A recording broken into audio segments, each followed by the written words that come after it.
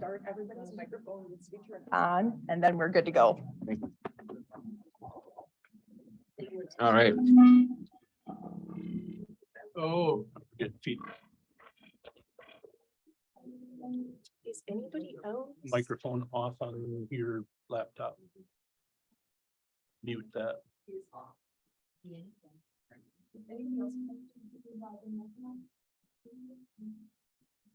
No.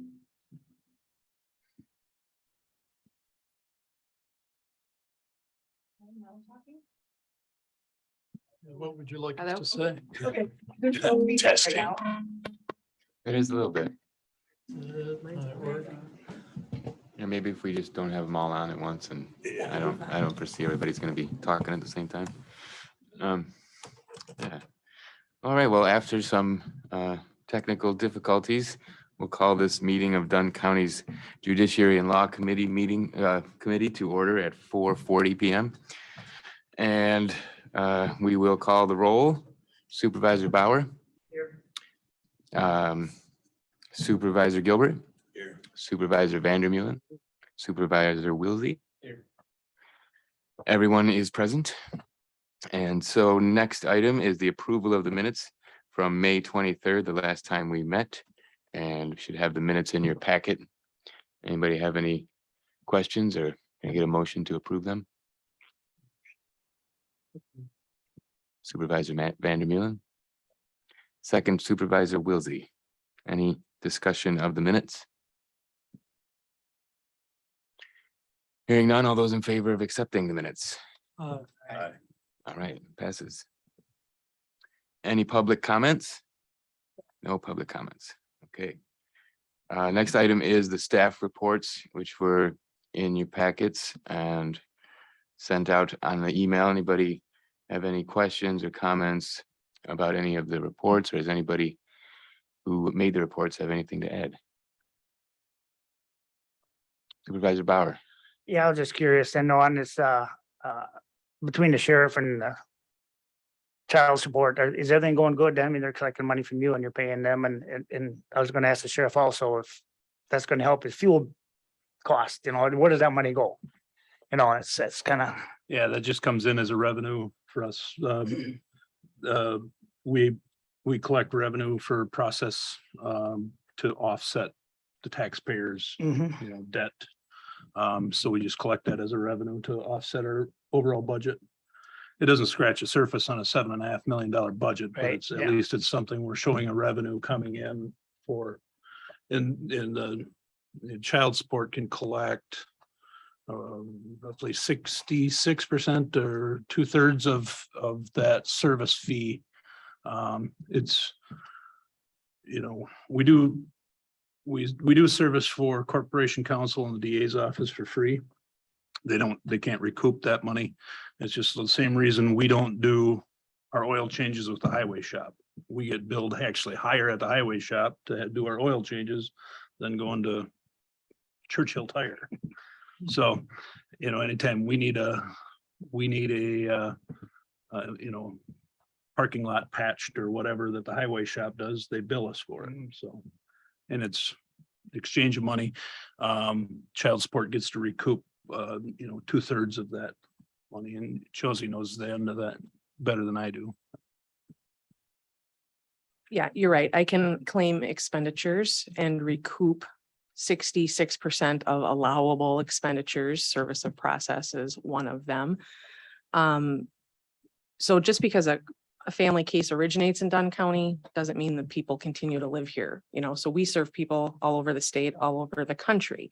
So I have a budget item in my budget to pay for service of process. We had chosen to do all of our service for Dunn County participants through the sheriff. And up until June, there was no cost to my office to do that because they didn't bill us. So now that they are billing us, I'll keep an eye on the budget pretty close this year to make sure I don't have to do a budget adjustment. And I'll be asking for more money next year. I know that the sheriff said that everybody's supposed to find ways to make more money, but I guess you found a way to take it out of her pocket, I guess. What's the deal with the IRS and the 5-year over 10-year background check? So the child support agency staff all have to pass a fingerprint and a Department of Justice background check. And that was new beginning in 2019. And that initial publication, outlining those rules said, everybody had to do it by September 30th of 2019 and then 10 years thereafter. And apparently they've changed it now to 5 years. So those are additional costs because those aren't free. I was gonna ask you what the additional cost is gonna be for you there too, so that's. I'll have to figure it out. And then, so myself and one staff have access to Wisconsin Department of Motor Vehicles. So, we put liens on people's vehicles and you need to be able to pull it up and by VIN and clear it if it's, whatever. And those require a 4-year background check, but you can't use the IRS background check to certify you for DMV access. So. Yeah. You would think if you pass the Department of Justice one, that's a little higher standard than the state one, but I don't know. Yeah. So I can get those costs. It's been a while since I've had to pay them, so. The standard fingerprinting cost is $50 for the digital version. I think that also includes some sort of FBI registration cost and sending it in to. Why would that need to be done repeated if your fingerprints don't change? Well, so the background check is for sure what needs to be repeated, and the state is asking for clarity if the fingerprinting piece also has to be redone. So the jury's still out on that. But the background check, so my new hires, they get it at the point of hire. And so those will be staggered out. But the staff that were on staff in 2019, they're all going to come due at that same, same time. Last time I tried to get fingerprints done, they couldn't do it. My fingers were too smooth. I guessed it was woodworking. So I don't know, does that happen with others or? I have not had anyone not Okay. be able to complete that Okay. part of it. My computer also doesn't recognize me. What's that? Do you see yourself in the mirror? Yeah. Do they require electronic fingerprints? So we have a contract with Field Print. And so everyone that I've ever known in this area, we go to Sharp Photo in Eau Claire. Okay. And they have a digital machine that they scan them. Okay, because I do fingerprints for free for people, seems like all week Well, you're not long. going to charge me for that? I'm not gonna charge you for that. Hey, perfect. Yeah, no, so it's Digital or is that? I do ink. You do ink. Yeah. Okay. And I can run background checks for that. But some places require want electronic fingerprints, which our jail does for inmates coming in, but just to limit people coming into the jail, we quit doing those for the general public years ago, electronic ones. And I believe right now, it'd be the state. So the Department of Children and Families has that contract worked out with Field Print. And whoever does the background. Because I do all the foster parent applications come to me now because COVID, Menominee Police Department quit doing them and they needed somebody to do fingerprints. So I just give them my number. So I do all of them for foster care parents. So be easier scheduling if they sent them to Eau Claire. Josie, the UPS store in town here by Dick's Market also does that with Field Print.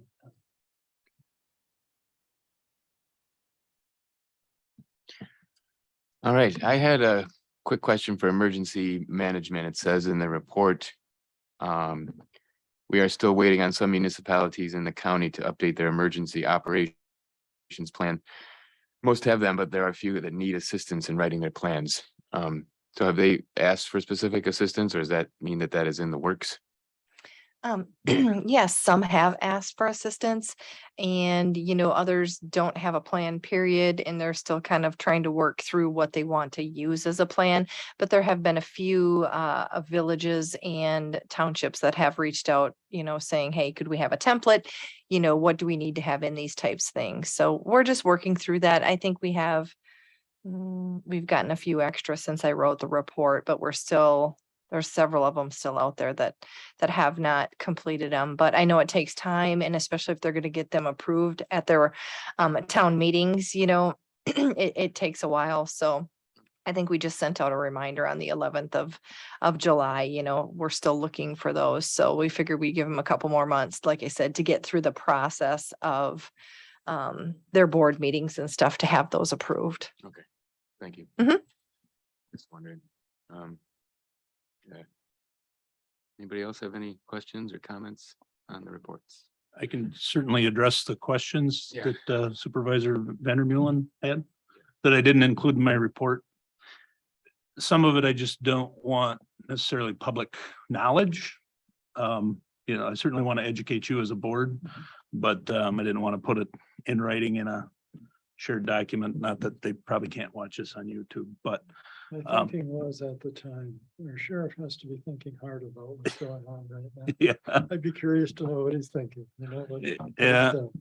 Well, and a little background on this, myself and two other deputies went to northern Minnesota for training on active shooter stuff in like 2000, right after Columbine. And so we've been training our agency on active shooter response for over 20 years. I'm the only one left around that went to that original training, but I have two instructors that actually train with Menominee Police Department and train other agencies within the county on active shooter response. And but I can kind of run through the questions that you posed. Are there law enforcement officers in or near each school? And that, with the exception of Downsville and Knapp, the villages in the city are kind of responsible for their initial response. The chiefs or in the small towns and Menominee Police Department would be first response to anything in their schools. So I certainly don't have enough deputies to assign them to a school during the day, but what we do is 5-6 years ago, I sent out a directive for them to do school walkthroughs daily. In the zone that they're working, they're supposed to stop into at least one of the schools in their zone and do a school walkthrough just for a law enforcement presence. So it's impossible to determine when and where an active shooter event is going to happen, but at least there's some presence in our area schools. So are there near each school? Boyceville, Colfax, Elk Mound generally have the chief of police on during the day during school hours, and they would be the nearest one. Where my deputies are in the county is kind of a crapshoot, but in their response. And so, which answers kind of the question of how long would it take them to get there? Maybe the chiefs and in the city of Menominee here, maybe seconds, maybe a couple minutes. And who knows where the deputies that are working in the county are at the time that an event happens. So they could be coming from Connorsville to Elk Mound or O'Galley to, Knapp or wherever. So the response time's, a big question. Are officers familiar with school layouts? They are. Every deputy that goes through our field training program has to take a tour of every one of the schools. That's one of the checkoffs for their field training. They familiarize themselves with every school in the district or in the county. And then also encouraged to do walkthroughs after they're off field training when they're on regular routine patrol during school hours. And the school staff love it. They were warned when I initially started that. I work with the school administrators. I meet 3 times a year with all the school administrators in the county on a safe schools committee. And so I told them I was going to be doing that, having deputies walk through, and they love the idea. And now they really appreciate that, seeing a deputy walk through in uniform. And it serves a couple purposes. It keeps a kind of a random visit to the schools and you never know when somebody's going to be there. And hopefully maybe prevent some attacks, and we do have maps to all the schools. We have electronic maps on our laptops and our squads now. We used to carry a three ring binder with every map of every school in it, and it's easier to pull it up now. Dispatch has the same maps, so they can pull it up and actually share them. A little over a decade ago, I substitute taught at Menominee High School. Took me a while to figure out how to find. That my way one's- around there, yeah. so That's And that really where that question comes from. Right. Yeah. And So that, the walkthrough strikes me as a good idea. yeah, Menominee is a maze for me, and Colfax seems to screw me up every time too, but yeah, and we actually train in these facilities or in these buildings, especially during the summer. We've trained in both Boyceville schools, active shooter trainings. We've trained at Stout, we've trained in Colfax, we've trained in Elk Mound. So it helps the familiarization with the school and layout. So we try and train in these buildings so they're realistic to, how we're going to respond to an event, In Stout buildings, we have done some training at Stout. It's not part of our required field training to tour all buildings at Stout. We have to rely on campus security probably in an emergency to get us in the right direction. We have maps of the campus, so we know which building's which, but it'd be nearly impossible we could spend probably a week at Stout touring every building at Stout, but they are familiar with it and have maps of that. What's the size of their police force? What do they have? About 8 full-timers, I think. Stout work, and then they have 24/7 coverage around the clock. So there's generally during the day, a chief, a sergeant, and 1 officer on. So during the day, there's usually about at least three officers on.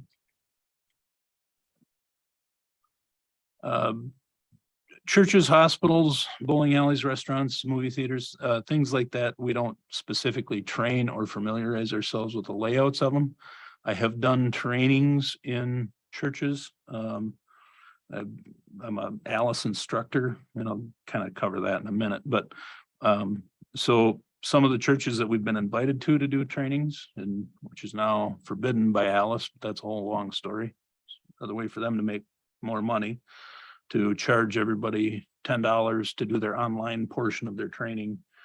We can't just go out and do banks, churches, and things. We can assist schools in our jurisdiction with Alice training, but we can't kind of freelance and offer free training to banks and churches anymore. We can train them on a different system called Craze, I think it is. And I have one of my patrol sergeants is an instructor in that as well. But Alice, that he and I are both certified in teaching, we have to keep it within the county. We have to keep it to public schools or our own staff, our own county staff. So we've actually trained the first floor of the Judicial Center in that as well. And Alice is alert, lockdown, inform, counter, and evacuate is what Alice is an acronym for. So it empowers the employee, the teacher, whoever it is, to take the right course of action to prevent deaths. In a school, for example, if there's a shooter in one wing of the school and they have the ability to evacuate out the other end, that's probably their best choice for saving lives. If the shooter enters from that wing, their best choice is probably to barricade their doors, lock and barricade their doors, and then counter if they're able to get in. We teach them to have wasp spray in their desk drawers. We encourage them to have kids keep a can of Campbell's soup in their desks. If an intruder comes through the door and has 35 cans of Campbell's soup being whipped at their head, it's kind of a distraction and gives them an ability to more chance to respond appropriately. So those are just kind of some of the tactics that we train. Someone regularly checking doors, and are they routinely locked? All schools are locked. We leave that on the principals and the administrators to check on them on a regular basis. We don't necessarily go around during school days. But like in Texas, I can guarantee you, I can go around Boyceville School, high school during the day because that's what I'm most familiar with. And probably find one unlocked door, one door that isn't secured throughout the day, you know. And whether that's a kid that propped one of the doors open to run outside to their car and then didn't, you know, locker room doors that have outside exits are horrible. So, but school doors are locked all the schools in the county, their doors are locked. They have electronic entries and they have to buzz to get in now. They all have camera systems. So we leave that to the schools to follow up on and check, you know, throughout the day to make sure that the school's secured. Kind of touched on this, but the schools themselves have surveillance video, and the school watches and monitors those when they have time. We did explore Boyceville, gave us access for a short period of time that I could actually sit at my desk and log into Boyceville school system and go through the cameras and actually control the cameras. And apparently that caused some issues with the system. So they haven't been able to figure out how to give us that access. But other buildings such as, you know, we know where the camera systems are and where we can view them in an emergency. And I don't like to disclose where those are for each of the schools, but they have that set up. So if me responding as incident commander can respond, or any of the other responding supervisors can respond to that location and start viewing cameras with one of the administrators and give updates as to anything where things are going on in the school. Do officers at the scene of an incident receive 911 caller updates? We do, to the best ability of our communication system, which inside a building with a portable radio is pretty much impossible right now.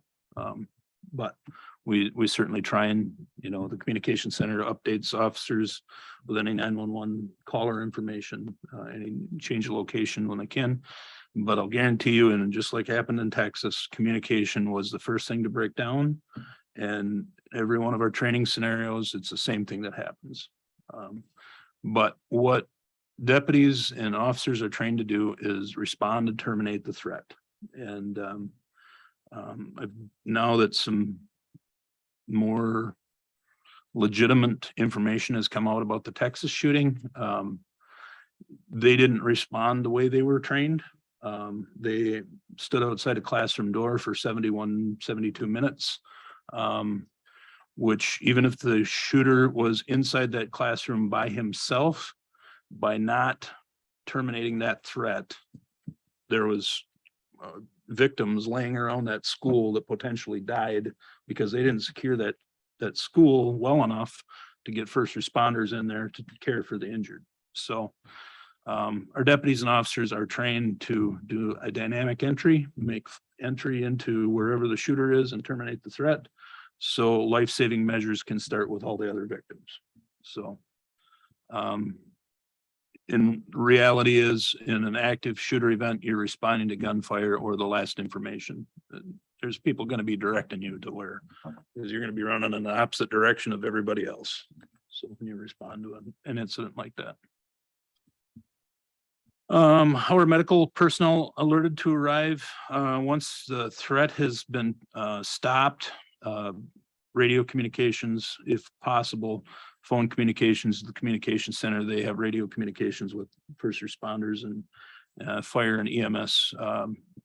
They'd be staged in the area until the threat is terminated. And then as soon as the threat is terminated, they'd be called in to start caring for injured. So kind of touched on this, what preparations are our students and teachers here given in an active shooter event? all schools in Dunn County are trained on Alice. And I've assisted in most of the schools. I guess I haven't assisted Menominee. I've talked Menominee's faculty about Alice before they went to it. They have their own instructors, and so their own teachers teach the rest of the faculty the response and stuff. But we have gone, I've assisted Colfax, myself, I've assisted Colfax and Boyceville with scenario trainings. So we'll go in, Sergeant Rich Day and I will go in and we'll set up scenarios in classrooms, and they have to kind of work through that and kind of a walking mode at first, and then we'll kind of ramp it up and a little more excitement and stuff in their own classrooms. So it doesn't do any good. I spend 1 day a month in this room. I spend 8 hours a day in my office. I need to be more familiar with what in my office I can use to prevent somebody from getting in. Whether that's tipping a bookcase over in front of the door to barricade it or whatever. So we'll walk through offices and classrooms with teachers and point things out to them about what they can possibly use, to tip a bookcase over in front of a door to barricade it, and then stack tables and chairs and whatever they can on an inward swinging door. On an outward swinging door, it's a different story. You need to use a device, we encourage use of belts and something you can wrap to the inside. But most classroom doors, I think, are locked throughout the day. Now, when I was in high school, you walked down the hallway and every classroom door stood open, and that's not the way it is now. So, let's see. So I guess I covered the next one. Would police have quick access to keys? Every one of us from the sheriff's office carries an electronic key for every school. Menominee, Colfax, Elk Mountain, and Boyceville. And so we can make entry into any door that has an electronic swipe on it. We also carry the ultimate key, which is a sledgehammer and a Halley tool and a bolt cutter. And so those are assigned to every one of the deputies and kept in their squads in an event for something like this. So if we need to make entry through a point that doesn't have an electronic swipe, in most, not all doors, Boyceville, for example, doesn't have every one of their doors an electronic swipe key, but well over 50% of them now are. So you can access through different points all the way around the schools. So internal keys is the challenge, and we'd have to have a key ring that big and not know which key was what for internal doors. So we have to rely on staff, either, principal or somebody else. Custodians are generally the best because custodians have a key for everything. And if we can get a custodian with a master key and take that from them, once we get inside the building, then we can make entry to different classrooms throughout. So thoughts on whether teachers should be armed? My personal opinion is I believe you would stop a lot of mass shootings if you had qualified, trained staff in a school that was prepared to respond. And that doesn't need to be a teacher. Most teachers will tell you, I want no part of it, but you are going to find some staff, principal, school administrator, a custodian, a para professional that is willing to do the training and be armed. And I have a model in my own head that I've offered it to schools, that if they want to go through training and go through the same qualifications that we do, I'd provide the training to them for free. But nobody's willing to go there yet. There are schools that have talked about it. I've talked with schools about it. And there's administrators that would like to, but I think school boards, one of them, for example, in this county said, I agree, I just don't want to be the first one. So I think it's just a matter of time, before we start to see armed staff that are trained and qualified to carry a firearm. And my position is nobody else Nobody else other than administrator and principals should probably know who those people are. Because it will just prevent, you know, you don't want the student population knowing who's armed and who isn't. You know, who are you going to take out first if you come into a facility? Look at all the school shootings that happen around the country. The officer assigned to that school is usually the first one targeted because he's the one that's going to stop the event. So you don't want your faculty or any staff in the school, you don't want it general knowledge who's carrying, but that's kind of my 2 cents on that. Do we have trained negotiators? We currently don't, on the sheriff's office, have trained negotiators. But an active shooter event, negotiators are an afterthought. We're part of the West Central Wisconsin Regional SWAT team. We have 2 members on that team, and the SWAT team has trained negotiators, but if that becomes a different can of worms. If we're dealing with a barricaded armed subject, now we have time to sit back, stop and wait. There's nobody else injured in the school. We can have a response from, 20 SWAT officers across the region responding to an area. Now we've got a, armed barricaded subject, which is completely different than an active shooter event. An active shooter event, deputies are going in, seek and destroy, stop the killing, and get people, injured people treatment. So a lot of people, well, years ago at the Judiciary and Law meeting, we had a county board member that felt that there was over militarization of law enforcement. And I addressed his concerns that he thought that the National Guard would be the appropriate ones to respond to an active shooter event. For us to get the National Guard here would be about minimum of 24 hours.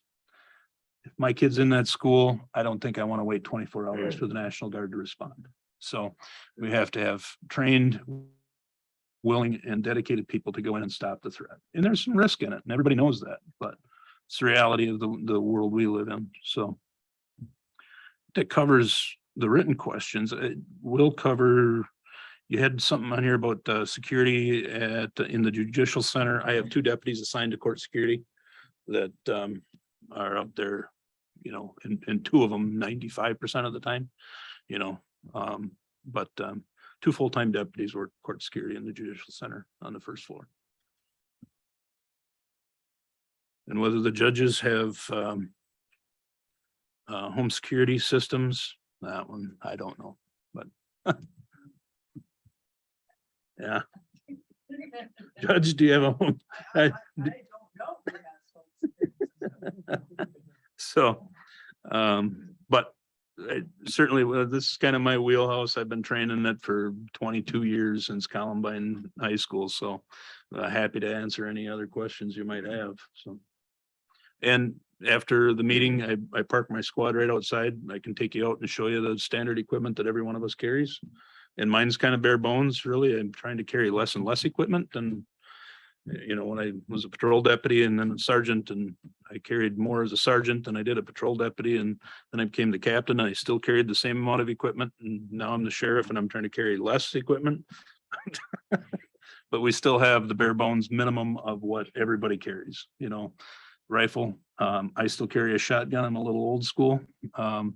And Halley tool, bolt cutter, sledgehammer, entry points, tactical vests, tactical helmets, bailout kit, a go bag, we call it, that has extra rifle magazines, extra pistol magazines, first aid equipment in it. And so happy to show you that stuff after we're done, if anybody's interested. Thank you, Sheriff. Thank you, Carl, for the questions. That's great. I just wanted to add to Kevin's comment about the school districts with the cameras. We have 2 school districts in Dunn County that have approached us in the communications center about having access. We're working on that. I don't know if it's going to work, but that would definitely assist the deputies and the law enforcement officers responding. And UW Stout, which I know, like Kevin said, it'd be very hard to be very familiar with every building there. We recently were able to obtain floor floor plans for each building at UW Stout. So we do have those loaded into our CAD system. So we would have access to them. And then also any law enforcement officer responding would also have access on their laptop to the floor plans. However, CVTC, which was just a victim of a swatting incident last week, the caller was very specific in the information that they gave. They gave, the address and right down to a room number. And we do not have the plans for CVTC. And not that we would have been able to, differentiate that quickly. We still would have dispatched the call and then went back and looked. But that room number that he did give did not exist. So that is something that we do have to work on, getting the plans for CVTC here in Menominee, so that at least we have that, so we could try and cross-reference, as everyone was responding. Again, like Kevin said, in the city of Menominee, the response time is, almost immediate sometimes. And so it's hard to get a lot of information, or hard to verify that before they'd be on scene and already trying to, either stop the threat or work through the call. So I just wanted to add those couple of things to Kevin's statement. Coincidentally, on that one, I think I had more deputies there in under probably 2 minutes than Menominee Police Department had, just because of where they happened to be at the time the call came in. It was dispatched to both agencies, simulcast both across both frequencies. So yeah, I had 5, 6, 7 officers there responded from the office. Some of my investigators were able to respond from the office. Some just happened to be driving through the area. So. Right. Thank you, everybody. Josie. I found my bills for fingerprinting and background checks. So it looks like the fingerprinting is $7.75 per person, and the background check is $28.25.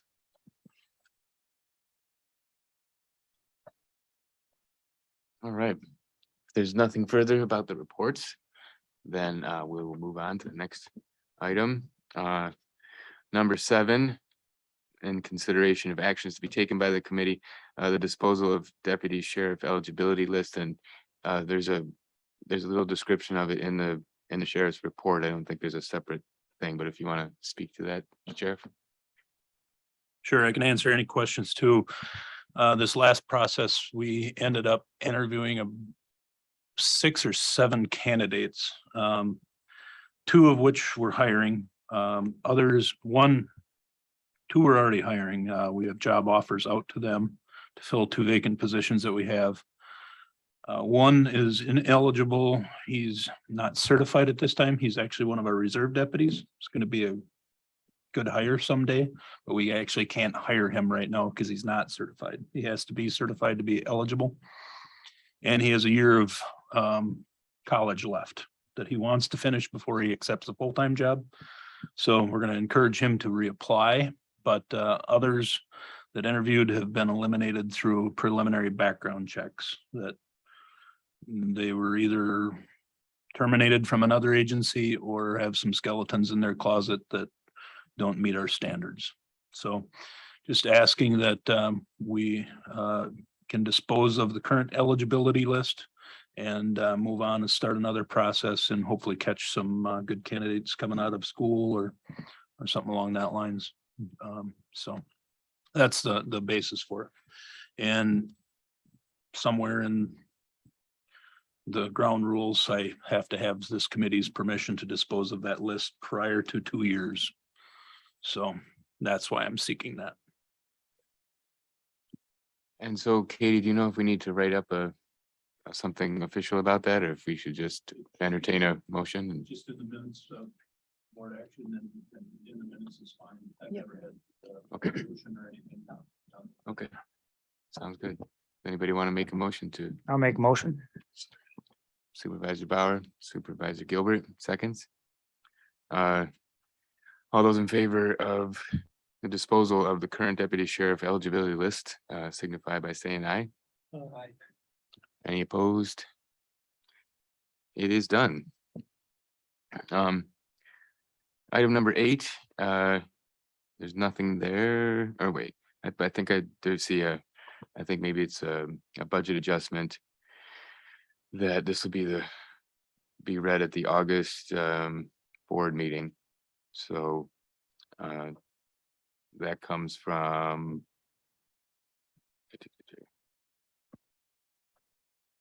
the sheriff's office. Oh, the CJCC. Okay, do you want to speak on that, Sarah? Sorry. Sure. It's a courtesy copy resolution that will be coming through admin committee later this week. It's a grant that the CJCC received for $150,000 that will be going towards the sheriff's office deflection program. So that's just a courtesy copy, so you're aware of what's coming. Thank you. Okay, does anyone have any announcements? All right. And the next meeting of this committee is scheduled for August 29th, 2022 at 4:30 PM. And if there's nothing further, Act on this budget adjustment. it's gotta go through the admin committee first. Yeah. Yeah.